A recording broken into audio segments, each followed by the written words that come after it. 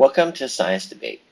In lieu of a final exam, we'll be debating science topics in class because debate is an opportunity to write a reason why you believe in something and to present orally using terminology you learned in class. And finally, you'll also rebut or defend your position against what other people say.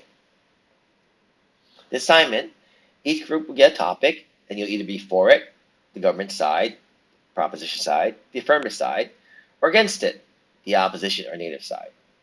Each person will speak for 3 minutes with 30 seconds between speeches to confer with your team. Speakers are known as the government prime minister, first speaker. Then the opposition will be leader of opposition, second speaker.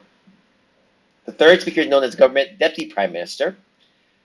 And then you have the opposition deputy leader of opposition, fourth speaker. The fifth speaker will be government whip. And then you have the opposition whip, which is sixth speaker, closing out the debate. If your team has 4 people, you'll be matched up versus another team of 4 people. If your team has 4 and you match up with a team of 3, then your team of 4 will be the government team, so that you'll speak first and last. Sample speech for the first speaker, the government prime minister, is this person will set the debate, define the terms.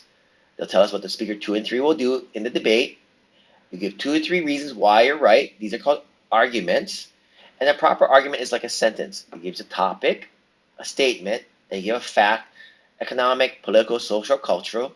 You give evidence, you give a comparison, you give a statistic or conclusion. For example, we believe in having PE at school. We think PE is very important because on a social level, it teaches us how to live a healthy lifestyle and exercise. So I gave a reason. I gave what I believe PE is important because on a social level, I gave a comparison or a fact saying that it'll teach us how to live a healthy lifestyle. That's an example of an argument. The second speaker, the leader of opposition, will give a greeting. You either agree with the way they define the terms or disagree. You'll tell us what you will do, and what your second and third speaker will do, and then you give a rebuttal. You'll argue against what the first speaker said. So this first speaker said that PE is good because it teaches you a healthy lifestyle. You can say that a lot of people don't need to learn about healthy lifestyle from PE. We learn it at home already. So why do we have to have PE at school? You have to give your reasons why you're right, your arguments, and then you conclude. The third speaker, the second government speaker, is the deputy prime minister, will rebut what the leader of opposition said, give reasons why your team is right. You must give reasons that are different from your first speaker. You recap or defend what your first speaker said, and you conclude. The fourth speaker, the second negative speaker, deputy leader of opposition, give a greeting, rebut what the deputy prime minister said, give reasons why your team is right, reasons that are different from your first speaker, recap or defend what your first speaker said, and conclude. The fifth and sixth speakers are opposition and government whips. You'll give no new arguments, but you'll take a step back, look at the debate, and sum up why you win.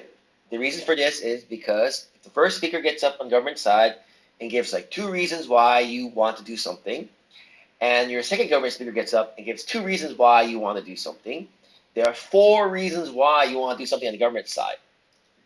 Assuming the opposition did the same thing, there's 4 more reasons why on the opposition side. By this point, there's probably not much more you can add to the debate, and so you just want to tell us why you won. If there's a reply speaker, you want to continue this train of thought and do a comparison, trying not to bring up any new arguments or facts, and just clarifying your position and telling us why you won. In addition to this PowerPoint, you have a document. This document is a template where all you have to do is go in and follow exactly what it says. First affirmative speaker, good afternoon, Mr. Madam Chairman, ladies and gentlemen. The topic for our debate is put the motion here. Define the terms of the motion if there's anything that's not very clear. For example, if we talk about genetically engineered food, you might want to define what food is, like animals and vegetables. We, the government team, believe that statement is true. Tell me what your team split is. Tell me what your first speaker will talk about, what your second speaker will talk about, what your third speaker will talk about. And then go into your first argument. I'm going to discuss this point. My first point is, this is your evidence right here. This is because the reason for this is. Now to my second point. This is because, and then you end. This template is something you can easily fill in before the debate so you know what you're going to say. It also has a negative speakers template also. With these tools and my assistant, you should be ready for anything happening in terms of debate. We'll practice this for 3 weeks, and we'll have a debate in 3 weeks.